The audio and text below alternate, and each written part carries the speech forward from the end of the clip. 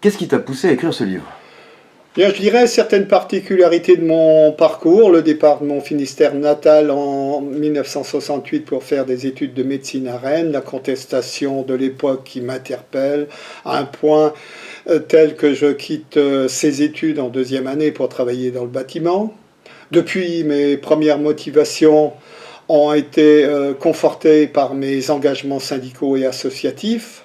Par contre, les certitudes de mes premières années ont cédé place à bien des interrogations.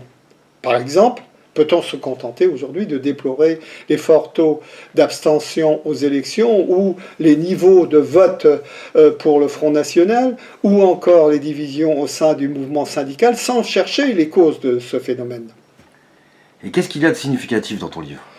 Eh bien, c'est le constat des principales souffrances sociales en France et dans le monde qui permettent de mettre en évidence le fait que les personnes affectées par ces souffrances forment la majorité de la population de la planète et également une bonne partie des Français. Aussi, les réponses en termes de lutte et de solidarité ne sont pas à la hauteur de l'ampleur de ces souffrances. De même, je remarque que plus une personne est affectée par une souffrance sociale importante, moins elle a la possibilité de s'organiser pour y remédier. C'est le cas des personnes qui souffrent de la faim ou encore d'autres qui sont dans une situation de précarité. C'est alors qu'une question qui me semble importante se pose à nous, c'est comment ça se fait que les populations qui sont dans des conditions plus stables ne parviennent pas à s'organiser pour mener des actions plus efficaces. C'est alors que j'ai recherché les causes des faiblesses et des divisions au sein du mouvement social et au travers de notre éducation, de nos façons de penser, plus généralement d'éléments culturels et idéologiques. Par exemple, les médias nous incitent quotidiennement à penser que tout se passe par le politique, comme si rien n'était possible au travers du mouvement social. Aujourd'hui, seul l'acteur politique est habilité à penser le politique, seul le sociologue est légitime pour penser le social. Que reste-t-il alors pour le citoyen, pour le militant syndical ou associatif? Il y a trop d'activités qui concernent tout le monde et qui ne sont réservées qu'à des spécialistes, ce qui contribue à un déficit en explication des véritables causes des problèmes que nous vivons, déficit qui participe aussi au climat de violence que nous subissons. Ainsi, se contenter de critiquer les agissements des pouvoirs politiques, financiers ou économiques ne saurait suffire.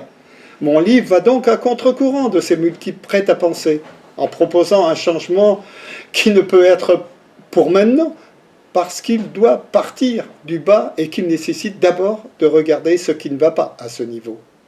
Alors, qu'est-ce que tu proposes? Eh bien, si nous voulons changer le monde, c'est d'abord dans notre tête qu'il faut commencer, pour nous écarter de nos certitudes, notamment sur notre conception d'un bonheur basé sur la compétition et le consumérisme, qui sécrète souvent stress et solitude, insatisfaction, violence et en fait souffrance, alors qu'un bonheur qui se nourrit d'un mode de vie plus simple, avec de meilleures relations humaines, est à notre portée. En fait, cela ne tient qu'à une prise de conscience de la nécessité de changer de comportement entre nous. Je propose ce même changement, d'ailleurs, au niveau du fonctionnement des syndicats et des associations, afin de pallier aux attitudes actuelles de division et d'éparpillement. En somme, je ne propose pas de catalogue revendicatif, car il me semble nécessaire avant toute chose de changer nos approches habituelles dans plusieurs domaines, afin de mettre en place de véritables alternatives, tant culturelles que sociales et qu'environnementales. Ce livre, donc, s'adresse alors à toute personne qui s'interroge sur les causes des problèmes sociaux et environnementaux et qui aspire à vivre dans un monde moins violent et plus humain.